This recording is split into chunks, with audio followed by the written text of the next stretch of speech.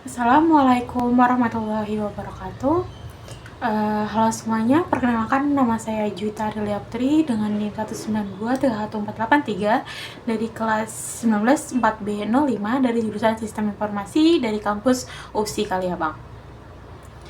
Saya hari ini akan membawakan topik artikel yaitu dampak genosida di Palestina terhadap ekonomi dunia. Disimak ya. Halo semuanya, hari ini kita akan membahas sebuah topik yang sangat bukan hanya penting tapi mendesak. Ini adalah soal keadilan, kemanusiaan, dan stabilitas global. Topik yang akan kita angkat adalah dampak genosida di Palestina terhadap perekonomian dunia. Kenapa topik ini penting? Karena terlalu lama dunia menutup mata terhadap tragedi kemanusiaan yang menimpa rakyat Palestina. Penjajahan sistematis, pengusiran massal, dan pembunuhan warga sipil, dan penghancuran infrastruktur sipil yang seharusnya dilindungi oleh hukum internasional terus terjadi. Dan yang paling memilukan, semua itu seringkali berlangsung tanpa pertanggungjawaban. Namun, genosida di Palestina bukan hanya bencana lokal. Dunia saat ini lebih terhubung dari sebelumnya. Setiap ledakan di Gaza, setiap serangan di tepi barat menciptakan gelombang dampak yang menjalar hingga berbagai penjuru dunia. Salah satu dampak yang paling nyata adalah, dan seringkali kita abaikan, adalah bagaimana tragedi ini mengguncang fondasi ekonomi global. Mari kita bahas satu persatu. Satu yaitu gangguan pasokan energi yang berada titik rawan di jantung dunia. Ekonomi adalah energi perekonomian dunia. Dan Timur Tengah adalah jantung dari sumber energi itu. Meskipun Palestina sendiri bukan negara produsen minyak, letaknya sangat strategis dan berbatasan dan berada di tengah kawasan yang menjadi rumah bagi beberapa negara eksportir minyak besar dunia, seperti Arab Saudi, Iran, Irak, dan Uni Emirat Arab. Ketika konflik meningkat di Palestina, negara-negara sekitar ikut siaga, ketegangan meningkat, dan pasar energi global langsung bereaksi. Harga minyak mentah seringkali melonjak drastis hanya karena adanya eskalasi kekerasan. Ini bukan hanya asumsi, ini fakta yang tercatat dalam data pasar minyak internasional. Kenaikan harga minyak menyebabkan biaya logistik dan transportasi naik di seluruh dunia. Negara-negara pengimpor, terutama yang tidak memiliki cadangan energi sendiri, terpukul keras. Inflasi menjadi tak terhindarkan. Rakyat kecil menanggung beban dari harga bensin hingga harga kebutuhan pokok. Lebih dari perusahaan energi global pun harus memperhitungkan risiko politik. Investasi mereka tidak aman. Proyek eksplorasi ditunda, perjanjian ditangguhkan.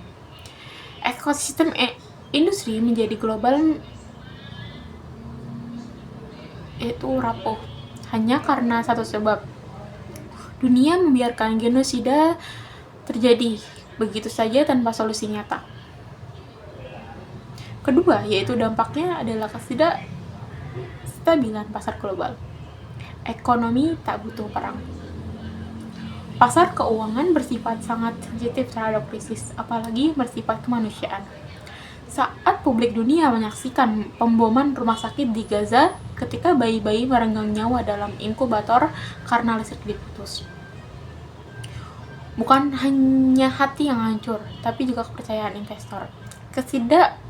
Ketidakpastian politik menciptakan kepanikan di bursa saham. Indeks saham anjlok, terutama di sektor energi, manufaktur, dan logistik.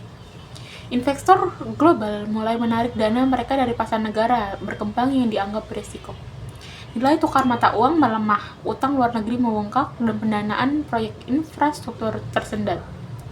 Bahkan mata uang euro dan pound sterling sempat berfluktuasi tajam saat Eropa terpecah pendapat dalam merespon agresi Israel. Ketika kepercayaan pasar hilang, dunia membayar mahal, dan itu semua berakar pada satu titik: pelanggaran terhadap hak asasi manusia yang dibiarkan terus berlangsung. Ketiga adalah beban bantuan internasional. Solidaritas yang mahal, kemanusiaan memanggil, dan dunia merespon. Namun solidaritas memiliki biaya. Setiap kali Gaza dibombardir, dunia internasional mengirimkan bantuan kemanusiaan, makanan, air, obat-obatan, ambulans, dan tenaga medis. PBB yang mengalokasikan dana darurat, organisasi kemanusiaan bekerja siang malam, negara-negara muslim yang menyumbang ratusan juta dolar, bahkan masyarakat sipil dari berbagai belahan dunia terus menggalang donasi. Namun, di balik upaya mulia ini, ada tekanan fiskal yang nyata. Anggaran negara donor terganggu. Pemerintah harus memotong dana pendidikan, kesehatan, dan infrastruktur domestik demi menyalurkan bantuan ke zona konflik yang tidak kunjung reda. Negara-negara berkembang seperti Indonesia, Malaysia, atau Turki harus membagi fokus antara pembangunan nasional dan solidaritas internasional. Ini adalah beban yang seharusnya tidak perlu ditanggung dunia. Jika keadilan ditegakkan sejak awal.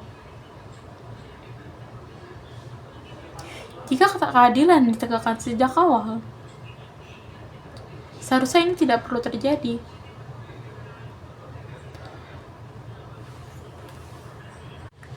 Ketegangan diplomatik dan sanksi ekonomi dunia terbelah. Konflik Palestina-Israel telah lama menjadi barometer moral dan politik dunia.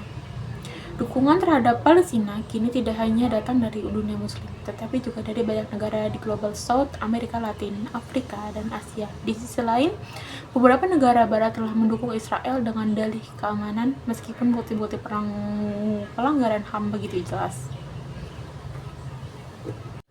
Akibatnya, hubungan internasional memburuk. Negara-negara memutuskan hubungan diplomatik, mengusir duta besar, membatalkan kesempatan dagang, dan menjatuhkan sanksi ekonomi terhadap perusahaan yang terlibat mendukung rezim apartheid Israel.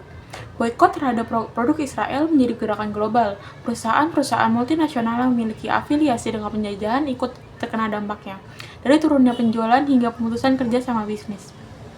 Ketegangan ini menciptakan ketidakpastian dalam perdagangan internasional. Blok ekonomi baru mulai terbentuk berdasarkan keberpihakan dunia. Dan dunia tidak lagi hanya dibagi berdasarkan kepentingan ekonomi, tapi juga pada prinsip moral. Kelima, dampaknya adalah gangguan rantai pasok global, yaitu efek dari zona perang.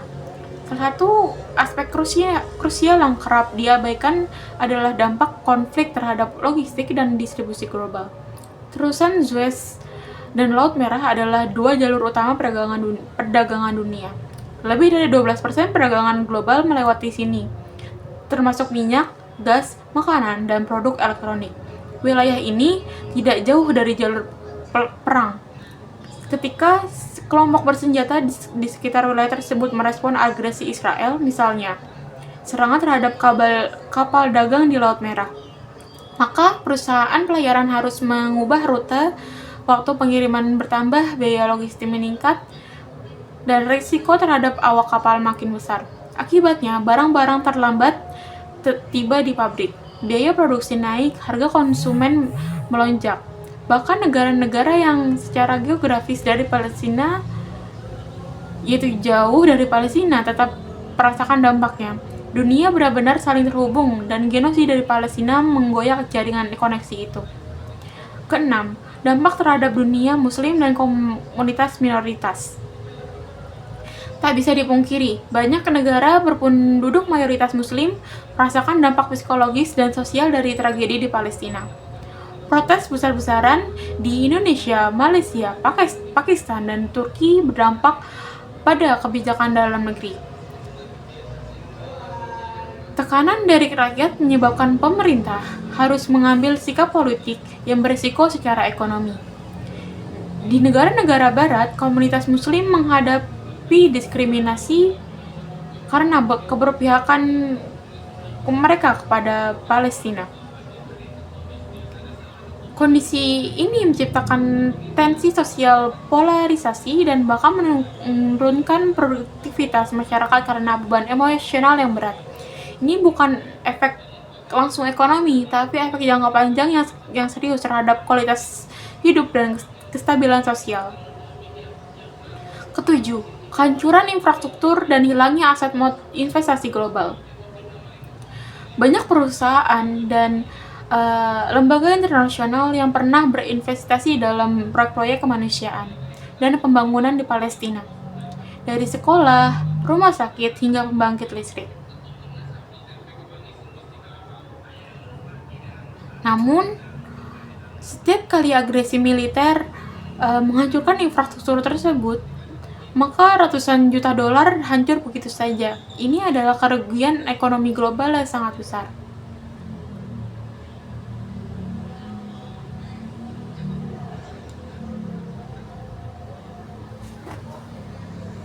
Bantuan yang telah dikumpulkan dengan susah payah dari lembaga donor hingga masyarakat sipil lenyap dalam hitungan detik karena bom diluncurkan tanpa pandang bulu. Keadilan sebagai pondasi ekonomi global. Kini kita sampai pada kesimpulan utama. Genosida terhadap rakyat Palestina bukan hanya kejahatan terhadap kemanusiaan, tetapi juga kejahatan terhadap masa depan ekonomi global.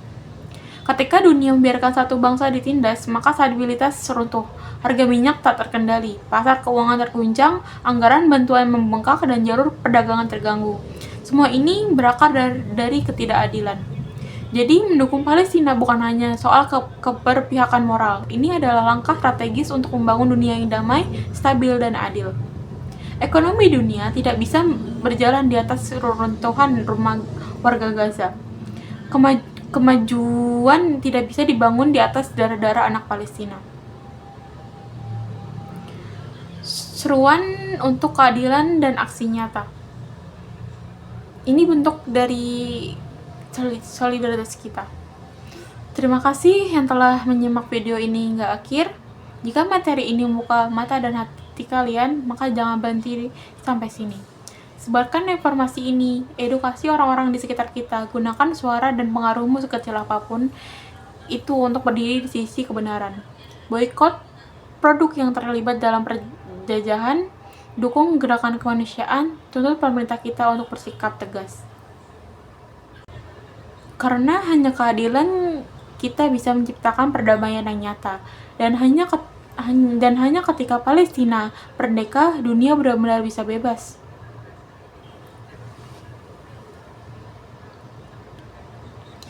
Sekian dari saya. Mohon maaf bila ada salah kata. Wassalamualaikum warahmatullahi wabarakatuh.